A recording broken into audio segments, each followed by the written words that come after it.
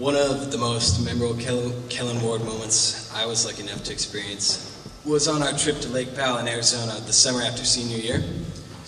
Kellan, Sam, Chris, Skubik, Dante, and I were given the privilege to road trip our way to Las Vegas for a couple nights and then on to Lake Powell afterwards.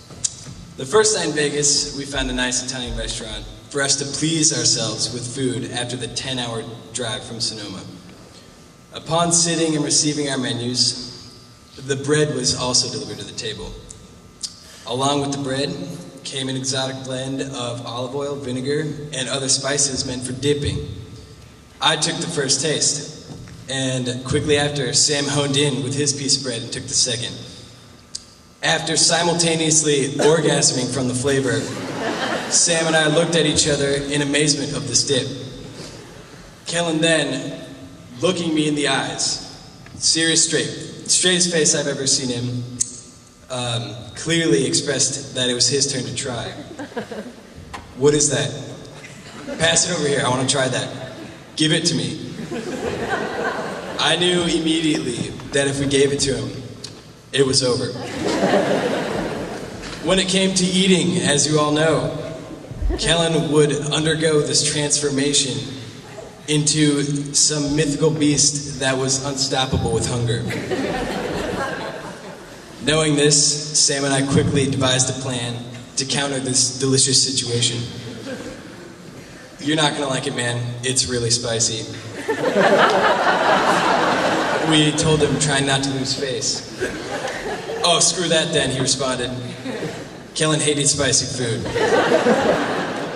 The dip was not spicy. Mission accomplished, I thought, as Sam and I kept the dip. But demise came to our plan when I saw Scooby and Chris. They were fixing for a taste too, and they like spicy food. Neither Sam nor I said anything as we slowly passed it to Jordan. With bread in hand, Skubik went dipping. My heart was pounding. It's all over, I thought. I lied to Kellan about food. I'm done for. But God bless Scooby's heart, for after he tasted it, clearly telling it was not spicy, he remained silent and gave nothing away. Yes, I'm saved. I was thinking, not watching where the dip was going next. It was Fitzy's turn. And as I looked up and saw, he was already 100% committed with bread in hand, dipped, and headed for his mouth. At that moment, my heart dropped. What's wrong with you guys? That's not spicy at all. He shouted at us, clearly excited to prove us wrong. God damn it, Fitzy. Wait, it's not spicy. Did you lie to me about the dip? Yeah, it was over. Kellan took food very seriously, and from that point on, he tasted everything, spicy or not, in order to make sure no one ever lied to him about it again, about something he could potentially eat.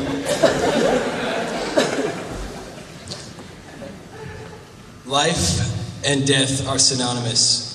With every new life that is conceived in this world, death inevitably follows. This is not an assumption or an implication, but a fact. The notion that no one life is immortal is equally understood throughout the world. There are cultures, however, how death is accepted depends almost entirely on one's culture of origin. There are cultures in this world that hold a superior attitude towards life and death. And this attitude is one that all cultures should inherit to help refine their understanding of death. In 1925, American anthropologist Margaret Mead conducted ethnographic research in American Samoa, where she studied the behaviors of Samoan villagers on the secluded island in the South Pacific. Mead noted that because of their cultural values, the Samoan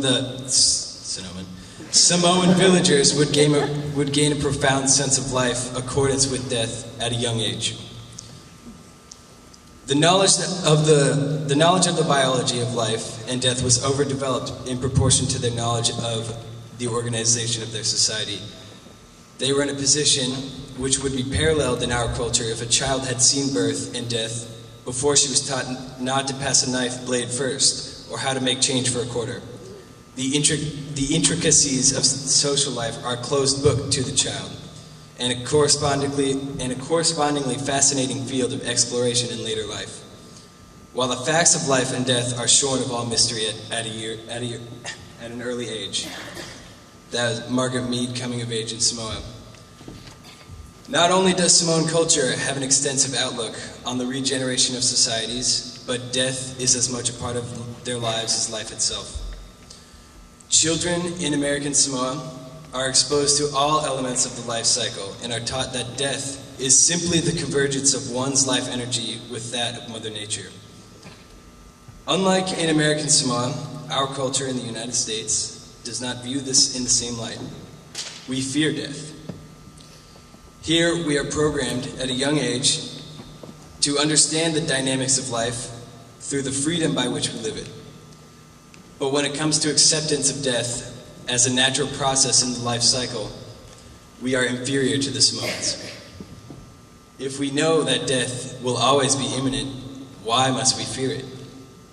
Fearing the inevitable will only make it more difficult to accept when it finally comes to your doorstep, let alone that of a beloved friend. What Kellan's passing has taught me is to relieve myself from the strain of anticipating death. It has shown me the importance of life in congruence with death, and that the benefits of living my life to the fullest potential heavily outweigh any benefits from fearing life's limitations.